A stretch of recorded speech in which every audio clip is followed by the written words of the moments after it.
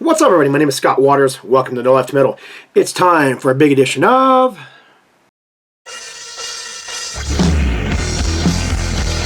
the mail.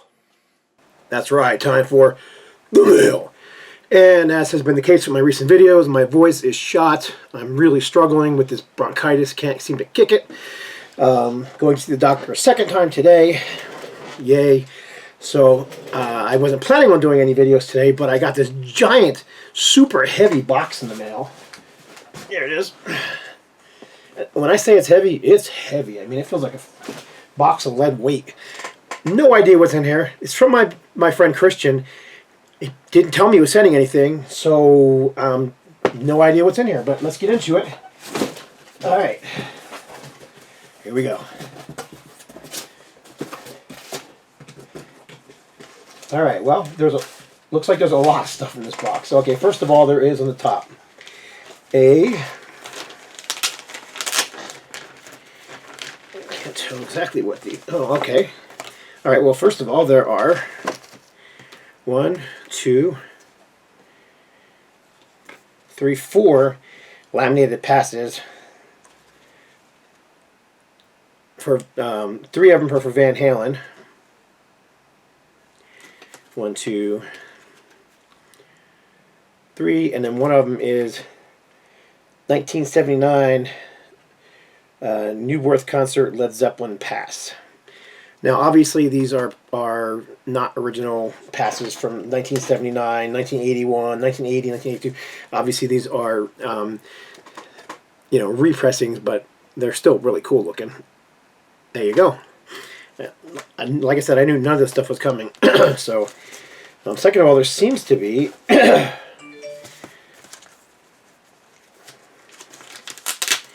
this looks like a, I don't know what this is. I mean, it almost looks like it is a record. Is it? Oh, it's a CD. Check out the packaging on this CD.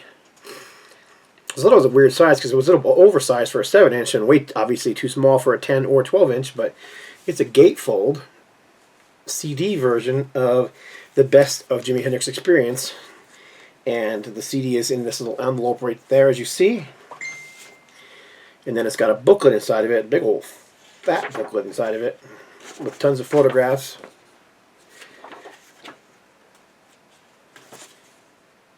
I'm assuming lyrics. Definitely some liner notes. So, very cool. I've never seen this before. That's pretty neat. Unique packaging for a CD. I like it. And there's even a, like the perfect size thing for it. So, it's kind of neat. So, anyhow. And then also, there was one for Back in Black by AC/DC. Now, I'm assuming this one, too, is a CD. So yep, there it is. There's a CD sitting right there for Back in Black. And then I'm assuming there was going to be a booklet inside like the Hendrix one. And sure enough, there it is.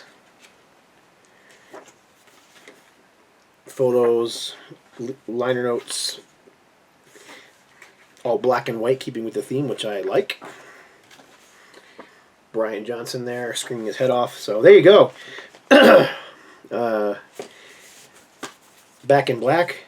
There looks like a lot of stuff in this box, so I am going to start cranking out some, because there's a lot of stuff in this box. Okay, I'm going to have to start cranking so I don't have a half-an-hour video. There are some magazines in here, at least 2 that I can tell of.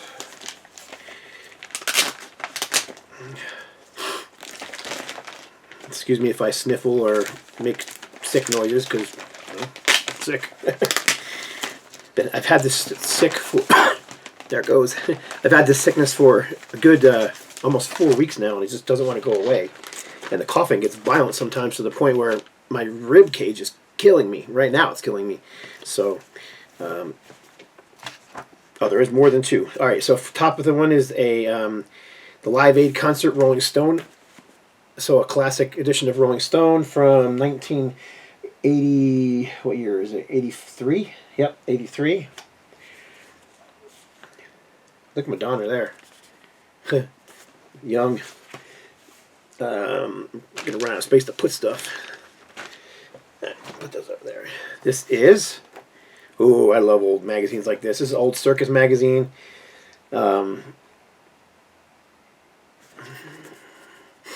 This is actually probably, because here's the, it's got a classic Kiss compilation, not compilation, tribute on the back.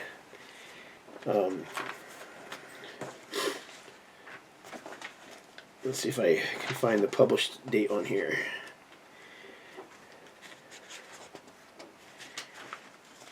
Let's see here. September 30th, 1994. And this edition has got tons of different bands in it, but first thing you open up is Kiss. So very cool. Jimi Hendrix on the cover. Looks like Dave Grohl on the cover, maybe. Yeah. Anyhow, moving on. Next one, there's actually a few more magazines in here. Metal Edge. This is got Quiet Riot as the main group, but Motley Crue, Scorpions, Rat, Van Halen. Let's just open it up. I love this photo of Def Leppard. I know this is, I've heard that this is a really embarrassing photo for them. I even have this one posted on my website, and I had Def Leppard fans like tell me, "You need to take that photo down. That's a horrible." I'm not taking that photo down. It's awesome. I love that photo. So anyhow, that's cool that it's in that magazine. There you go, Sabbath and Van Halen. When they were Van Halen. And Queensryche. That's got to be, that looks like a Warning photo. A photo from the Warning album. What year did this thing come out? 19... Gosh, usually they were like right there, so easy to see. January of 1985. Alright, and there's one more. Metal, Rock and Roll, Cream's Close-Up. So you got Van Halen, Rat, Twisted Sister, Zeppelin, Kiss, and Alice Cooper on the cover. Vince Neil in his younger days on the back cover. Let's just not show naked pictures of Motley Crue, because I'm not interested in showing naked pictures of Motley Crue. There's got to be something better in here than that. There you go. There's Rat, when they were still all together and on top of the world and whatnot, and still alive, some of them, in some cases. I have no idea why there's a bunch of pictures of naked Motley Crue in here. I guess they were appealing to girls, because, yeah, it doesn't appeal to me. Aerosmith. Very cool. I love old magazines like that. I mean, I used to have so many of them back in the day. When I was a kid, I used to literally cut them up and put them all over my walls and whatnot. So, yeah, a lot of the ones I had as a child, I no longer have. So, all right, now there's a pile of CDs, and I'm not even kidding when I say a pile. This is one of 3 or 4, so we're going to go through these very quickly. I'm not going to get into the booklets or any of that kind of stuff. And this is an amazing package of stuff that he just sent me for out of the blue. I'm simply amazed. Get into here. Should have gotten my handy knife out for this one. Alright, there we go. Alright, so we've got Dee Snider. For the Love of Metal. Oddly enough, as much as I love Dee Snider, I don't have this one on CD.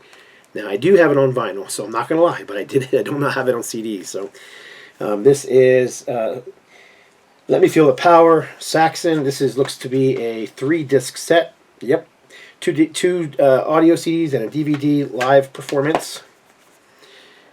Another one that as much as I own like a bazillion Saxon things, I probably own like 30 or 40 Saxon singles, but I don't own this particular CD. So, very cool. This is Dream Child. Until Death Do We Meet Again. Eddie Ojeda, Axis to Axis. Of course, Twisted Sister's guitar player. His first and I think only solo album so far. Tom Kiefer, of Cinderella's fame. This was one of his, I think might have even been his first solo album. And it's a great album. Really, really good. King Cobra 2. And King Cobra. LA band, you know, they see if there's a decent picture of the band in here somewhere. There you go. Paul Shortino and Carmine Appice, or Carmine Appice. Of course, this right here, it's probably most known for his role in Spinal Tap than anything else. So I actually ran into him in Hollywood one day. Went to go see, with some friends of mine, went to go see Yuli Roth and Michael Schenker down in the Sunset Strip, and Paul Shortino walked in like it was, and this was in the 2000s, and Paul Shortino walked in like it was 1985, with his hair all huge, and two girls, one on each side with just, basically the 80s looking model kind of girls, on his one on each arm. And yeah, he was there to show, and he definitely did. But in any case, he is the let's see. And then of course there is Mike Suida, who also played in Wasp for a while, I believe. And there is Johnny Rod, who played in Wasp, among others. So very cool. I don't know what these are. I assume they're compilations, because, but I don't know. I have a bunch of King Cobra. I don't have. I have the first album, but it's a different cover than this, so I don't think it's the first album. But anyhow, who knows? Maybe it is. Maybe it's a reissue, remastered. I'll have to check it out. Mine's probably I know mine is the original pressing. So, all right, keep going. Here's more CDs and another thing of plastic. We've got some bubble wrap.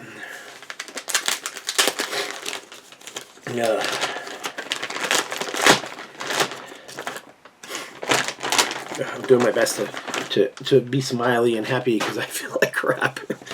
All right, this is Alice Cooper, Raise the Dead, live from Wacken. Now this is a great set, great live set, DVD, CD.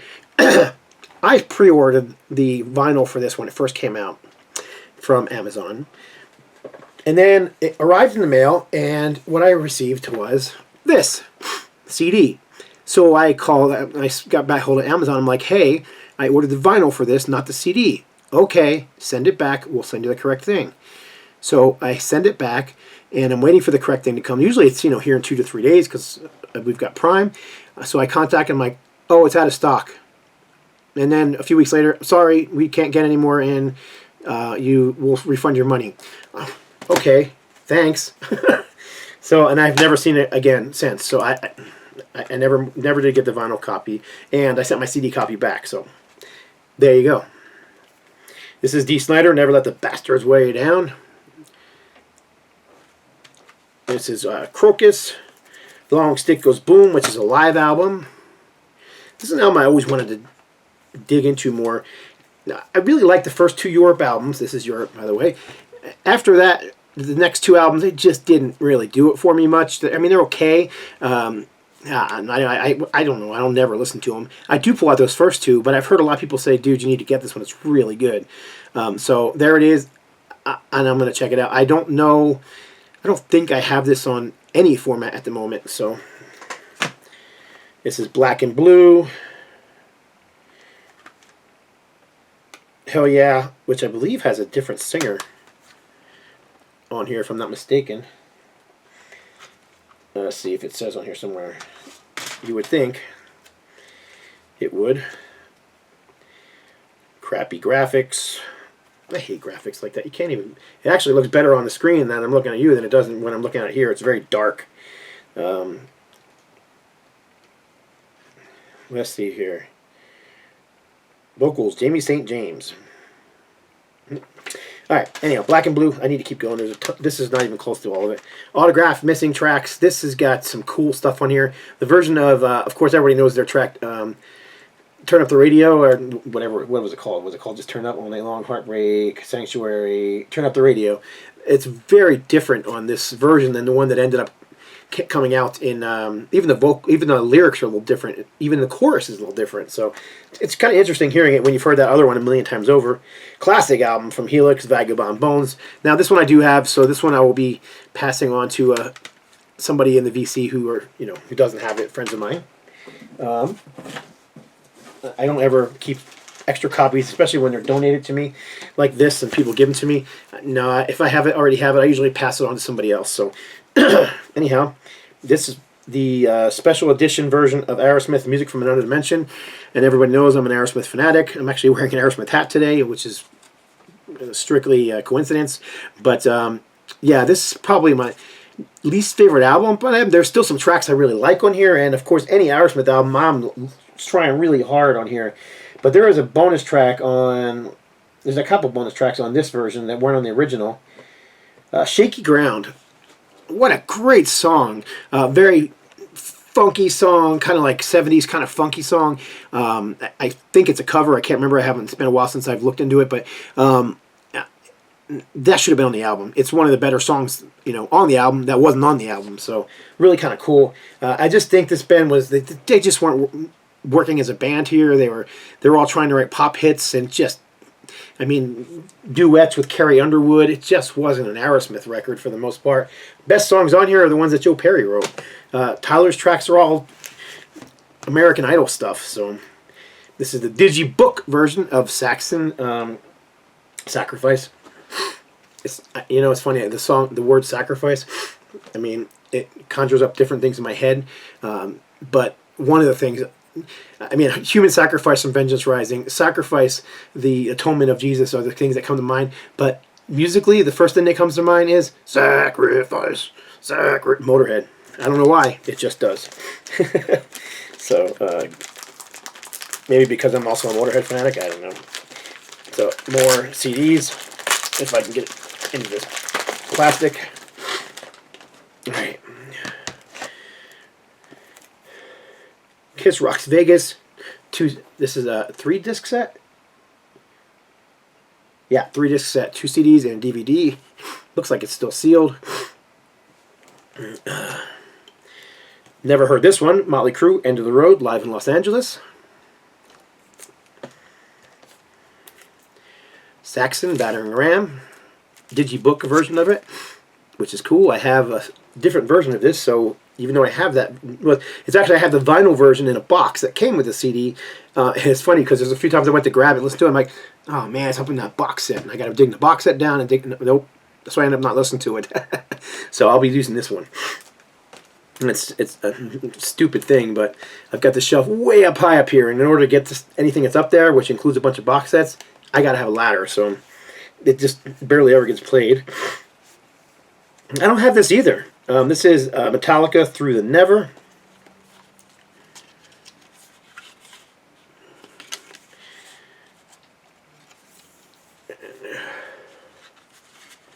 Let's see.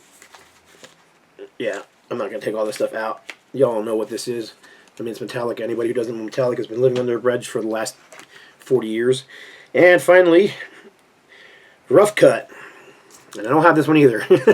So there's a lot of, I mean, I have thousands and thousands of CDs, but obviously there's still thousands and thousands I don't have. So, all right, next up, there's more CDs, and there's anything underneath of this. Oh, yep, there's some vinyl underneath the CDs. So let me get through these CDs real quick. Well, we got 18 minutes. All right, let me crank. Ready? Here we go.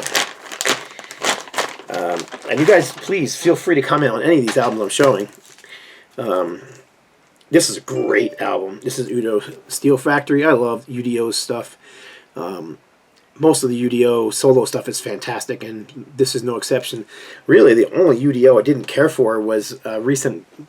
They did a recent orchestral kind of thing, and it was just like, man, it's just, I don't know. There's just some bands and songs that don't work orchestral or acoustic, you know what I mean, unplugged. Just play metal. Anyhow. Def Leppard, this is Hysteria live at a joint in Las Vegas. Stephen Pearcy, Social Intercourse. I don't have this one either. Stephen Pearcy, Under My Skin. I don't have that one either. And, oh, this is cool. I have the vinyl on this, but I didn't have the CD. This is Senjutsu from Iron Maiden with the lenticular cover and a digi wallet. So that's neat. Alright, next up, the vinyl. And that's it. Yes, there is, but there's a lot of vinyl too. There's probably a good 8 records here or more. All right, Tony McAlpine, Edge of Sanity. As I recall, this is a shrapnel release. As I recall, this is back in the days of Shred, and I can't remember if there's any vocals in this one. I think it's all instrumental, if I'm not mistaken. It's been a long time since I've heard it. So there you go, Tony McAlpine, and then right underneath of that is another Tony McAlpine, and this is on Squawk Records, Maximum Security.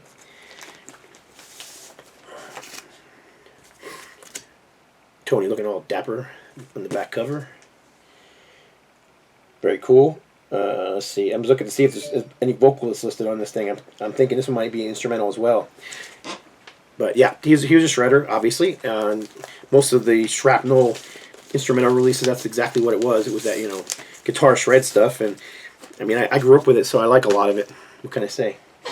All right, this is Jack Starr. Of course, Jack Starr was known for his work. Well, first of all, he's known for his work at Burning Star, but before that, he was in oh my gosh, I'm forgetting the name of the band. Virgin Steel. I looked behind me because I knew I had a Virgin Steel record sitting up, box set sitting up on that shelf. Anyhow, so there you go, Jack Starr, Out of the Darkness on Passport Records. Wow. This is Massey. Ooh. The next one is awesome. This is Massey. This is Fire in the Rain. This might be one I have. I'm pretty sure I do. I'm not 100% positive. If I do, again, this will be passed off to somebody else. Because that's what I do with these. I don't sell stuff. You know, that people give me. I just don't feel right about that. I'd rather give it to somebody else who will appreciate it. So that's what I do. Massey. I'm always after this. Genesis. This is in concert. This is a bootleg. This looks to be like a 70s bootleg. I always loved the 70s bootlegs because in order to get away with it, they would print the record sleeves at one plant and they print the records at another plant. They put dummy labels on here. So this one is Born of Ye Records, and then it just says tracks. Side A. Anyhow, it's just kind of interesting how they got away with putting bootlegs out back in the day. These days, people just put them out. They don't seem to even care. So, but Dancing in the Moonlight Nights, Carpet Crawlers, Squonk, Behind the Lines. So this is definitely an 80s show because that's Duke, so probably 1980, I would imagine. Duchess, Turn It On Again, Ripples, In the Cage, Raven, Afterglow, Follow You, Follow Me, Carpet Crawlers, I Know What I Like, The Knife, and Back in New York City. Recorded May 4th, 1980. At the Theatre Royal, London, England. So, very cool. It's got the shrink on it. It looks like this thing has been around for a while. I may, because it's got some seam splits from age, but I may try and repair it and take this, hopefully take the plastic wrap off, and we'll see. If it's going to cause it to split more, I may not. I don't ever leave the shrink wrap on records, except in very rare occasions. I know some people think it makes them better. It does not make them better. Over time, shrink wrap can do many bad things to your records. I have physical proof of that happening to several records that I purchased that were like mint condition, still in a shrink. Shrink can cause, especially 80s records, because they were the vinyl was so thin, cause them to warp because it puts tension on the record, on the cover, which in turn puts tension on the record. Also, the chemicals in the shrink can begin to, over time, mix with the chemicals in the ink, and when you try to take the shrink wrap off, it starts peeling off the ink. I've never seen it happen before. I have versions of it where I purchased them from people. And one that comes to mind immediately, I bought a very rare Rods 12-inch single, and it's mint condition in the shrink, and I get it, and I open it up, and I take the record out. Record's nice. The record got the shrink on it, and it looks suspicious to me because I'm like, man, that looks like it's stuck to the ink. Sure enough, man, as I'm starting to peel off that shrink, it's peeling off the ink with it. I'm like, damn. So yeah, keeping shrink wrap on records does not keep your records mint. All right, next up, this is, whoa, almost dropped the box, sorry. It's a little off balance now that I've taken everything out of it. Another bootleg, another band that I love. Obviously, I love Genesis, so I love Peter Gabriel. This is his soul stuff. So you got Ain't That Peculiar, A Song Without Words, Waiting for the Big One, Excuse Me, Slow Burn, A Day and All Night, and Why Don't We? It says Cleveland 77. You can never really trust the dates on bootlegs or where they're recorded at, but I mean, it's got to be around 77, 78 just due to the songs that are on here. So, again, center labels are completely wrong, which is very normal for 70s and early 80s bootlegs. This one says, see if I can pronounce it, Bastille Be Rare. But it does actually have the correct songs on here. It doesn't say Peter Gabriel. Oh, yes it does. Peter Gabriel. Yeah. Peter Gabriel. It's pretty funny how they changed his name to like Pegtiel space B period, middle name B, and then last name Rare. So Peter Gabriel. Very cool. Excuse me. All right, and there's 2 more in here. Excuse me. Sorry. Okay, one of the greatest bootlegs ever. I love this album. Absolutely love it. Do you have this one? Of course I do. Are you going to give this one away to somebody else? I'm not kidding when I say I collect Aerosmith records. I probably have 20 or 30 versions of Rocks. This will probably be my 4th version of this. So it's probably going to stay in my collection just because I'm such a fanatic.